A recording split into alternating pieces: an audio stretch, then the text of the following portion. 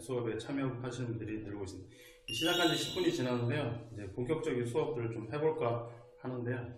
이렇게 여러분들이 지금 드시는 커피 레벨, 커피 수준, 우리가 먹는 커피는 어느 정도인가? 아까 뭐 평균은 하는 것 같아요 하는데, 약간 성현빈이 말씀하신 평균은 하는 것 같다는 얘기는 바리스타의 어떤 스킬이라고 저는 생각하고요. 커피 맛에 영향을 미치는 제일 큰 요소는 재료입니다. 재료. 생두라고 하죠. 그린빈. 앞으로 이런 커피 식물학, 가공학이라고 하는데, 이런 부분도 좀 더 배워서 유식한 얘기를 해야겠죠. 이 그린빈. 이 생두가 제일 맛에 영향을 많이 미치겠고요. 다음은 이제 로스팅이죠. 로스팅. 콩을 얼마나 잘 볶냐.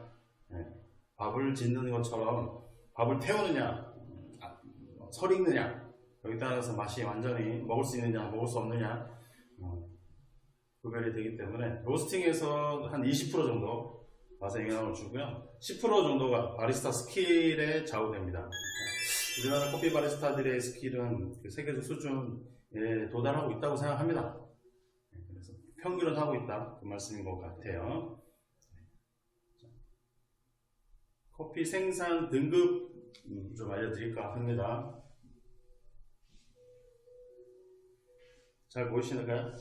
삼각형으로 이렇게 상위 10% 안에 드는 커피가 있고요. 그걸 스페셜티라고 하죠. 그 다음에 한 20% 정도 되는 걸 프리미엄급이라고 합니다. 이렇게 상위 30% 안에 드는 걸 이제 상등급이라고 하죠. 상등급. 이런 커피군을 이제 마일드 커피군이라고 하고요. 부드럽다 해서 콜롬비아를 기준으로 해서 중남미 쪽과 아프리카 쪽에 우리가 알고 있는 좀 비싼 커피들이 다 여기 해당하고요. 중간쯤 되는 커피들이 있습니다. 한 30에서 35% 정도 생산되고 있고, 이게 생산 기준입니다. 커머디티라고 해서 생필품처럼 돼버린 커머셜 커머디티 비슷합니다. 이 커피는 중간 등급은 브라질 커피입니다. 브라질 커피가 중간 정도 되는 등급이 되겠고요. 나머지 낮은 등급이 있습니다. 낮은 등급의 커피가 한 30에서 40% 정도 재배가 되고 있는데요. 이런 커피를 로부스타라고 하죠. 로부스타. 한글로 써드릴까요? 로부스타 커피. 하등 등급이죠. 낮은 등급의 커피라고 하죠. 이렇게 크게 보면 한 3분의 1은 고급 커피, 3분의 1은 중간 정도 되는 커피, 3분의 1은 낮은 등급의 커피. 어떤 작물이건 이렇게 상중하 이렇게 말하니까 커피도 마찬가지로 이렇게 생산되는 작물이기 때문에 등급이 있습니다. 스페셜티 많이 들어보셨죠? 뭔가 특별한 때로와 특별한 맛, 지역적 특색 다 가지고 있어야 스페셜티라고 하고요. 점수로 평가하면 80점 이상, 90점 이상은 더 비싸겠죠. 그런 커피들을 스페셜티라고 합니다. 다음은 이제 프리미엄급, 프리미엄 아울렛, 프리미엄 좋아하시죠, 여러분들? 커머디티의 거의 생필품화된 커피, 대중화된 커피 수준이라고 생각하시면 되고요. 이런 커피들이 사실 에스프레소가 사실 중간 정도 되는 커피라고 생각하셔도 됩니다. 색깔을 좀 다르게 해서 표시해 보겠습니다. 제가. 낮은 등급의 커피는 이제 로부스타라고 해서 품종인데요.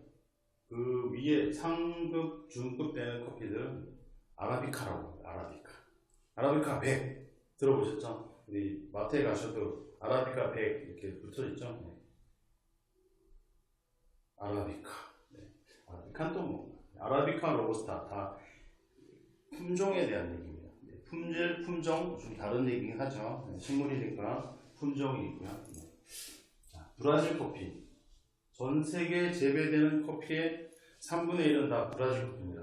세계에서 제일 많이 커피 생산되는 나라죠. 네, 브라질 커피.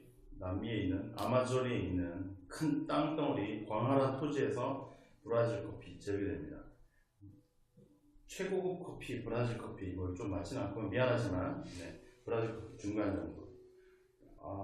브라질 커피 중에서도 좋은 거 있어요. 그렇지만 일반적인 여러분들이 처음 커피를 접할 때 뭔가 이렇게 구획을 정한다, 기준을 정하기 쉽기 때문에 이렇게 설명드립니다. 자, 로부스타는 주로 어느 나라에서 재배될까요? 베트남, 인도네시아.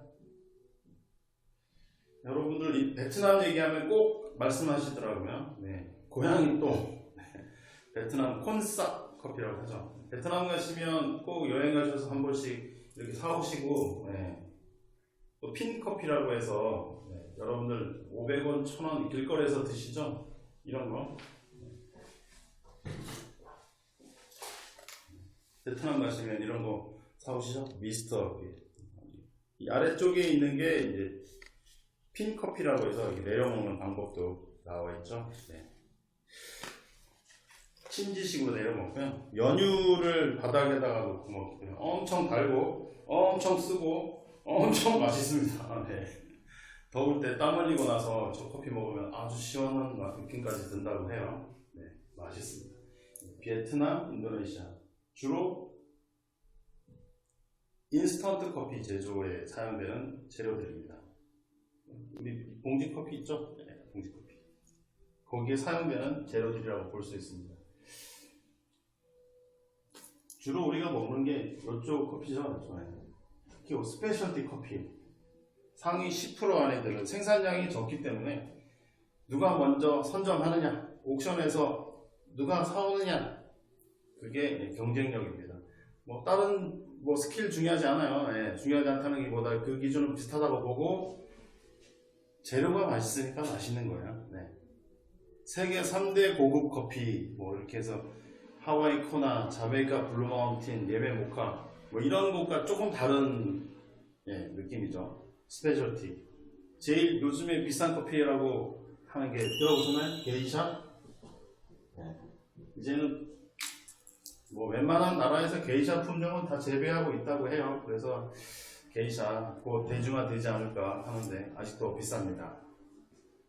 파나마 에스메랄다 농장의 게이샤가 제일 오리지널리티라고 할 수 있는데요. 원래 게샤라는 에티오피아의 지역에서 나온 고유 재래종 품종인데 그 나무를 코스타리카에 갖다 심었다가 잘 안돼서 파나마로 옮겼는데 성공한 거죠. 그래서 약간 오렌지 주스 같다 이런 얘기를 합니다. 여러분 커피가 오렌지 같아요. 이상하죠?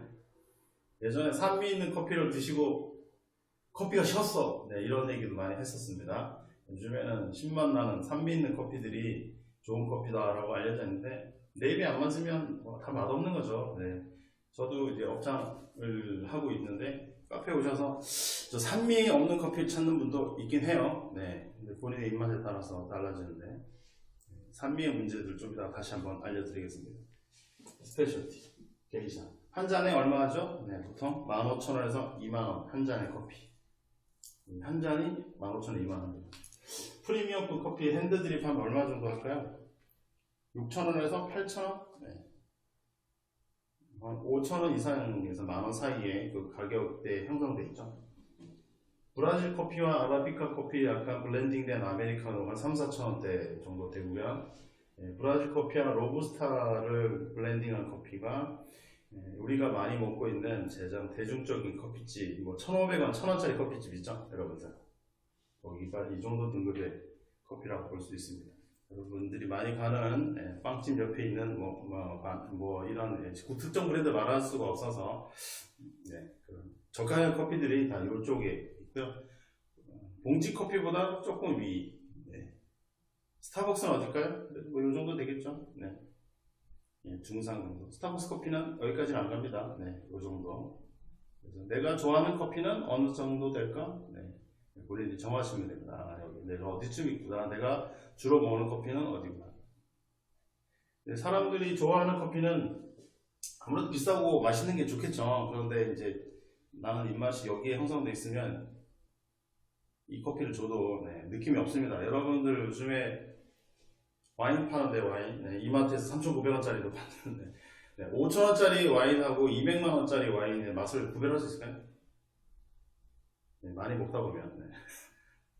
와인 소믈리에들이 커피도 마찬가지로 이렇게 좋은 커피들을 드시면 깔끔하고 향이 오래가고 네, 그런 커피들을 먹다가 아라비카 커피 중에 낮은 등급 내지 로부스타 이런 커피를 드시고 나면 입안에 뭐가 남고 좀 깔끔하지가 않아요. 네. 건강에 안 좋을 수도 있어요. 네, 이런 커피들을 드시면 어느 날 갑자기 맛이 없어집니다. 네. 좋은 커피들을 조금씩 드셔보시기 바라고요. 특히 요즘에 스페셜티 매장에 가셔서 주문하시면 지금 이제 10월달 되면 많이 콩들이 거의 다 소진이 솔드아웃 돼서 먹을 수가 없을 것 같아요. 다 팔렸기 때문에 양이 적으니까 다 팔리는. 대중적인 커피는 거의 이 정도. 자, 브라질 커피는 어떤 수준이냐? 곡물로 치면 정부미 정도 됩니다. 정부미. 요즘 젊은 친구들 정부미 몰라요. 네, 그래서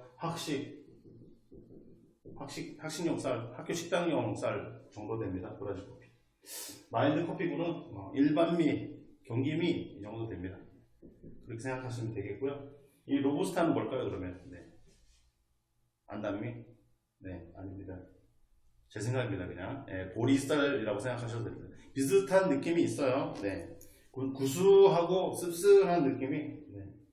보리 비슷합니다. 여러분들 카페 가셔서 이 집이 어떤 재료를 주로 많이 사용하는지를 알고 싶으시면 딱 문을 열고 들어갔을 때 여기서 커피집에서 구수하고 씁쓸한 향이 난다. 그럼 로부스타 많이 쓰는 집이고요. 들어갔는데 뭔가 좀 시큼하고 달근하다. 좀 위쪽 커피 쓰는 집입니다. 들어가서 구수하고 씁쓸하다. 네, 로부스타입니다. 스타벅스 가면 초콜릿한 향기를 확 나죠. 네, 그럼 품종보다는 다크 로스팅을 해서 생긴 그런 초콜릿한 것들이 강조되는 커피라고 할 수 있습니다. 조금 다르죠. 여기까지 질문 있습니까? 질문 댓글로 질문해 주시고요. 네, 질문 받고 대답해 드리고 다시 두 번째 강의 하겠습니다. 한 10분, 15분 정도 설명드렸는데 조금 아쉬운 부분도 있긴 하죠. 네. 집에 갖고 계신 커피들을 한번 물어보셔도 좋습니다. 냉장고에 막 그득그득 있지 않으세요? 네. 내가 지금 냉동실에 있는 커피 있다. 손 들어보세요. 커피 요즘에 냉동실 보관하시는 분들은 네. 그렇게 오래까지 두지 마시고 바로바로 드시기 바라고요. 네. 주변에 나눠주시고. 냉동 보관한다고 나쁜 건 아닌데요. 네. 그게 응결되거든요. 해동될 때 응결되면서 썩 맛이 좋지 않을 수도 있고요. 바로 뜨거운 걸 부어 먹으면 뭐 크게 문제는 없지 않을까 싶습니다. 네. 질문 없습니까? 질문 없으면 다음 넘어갑니다. 네. 네.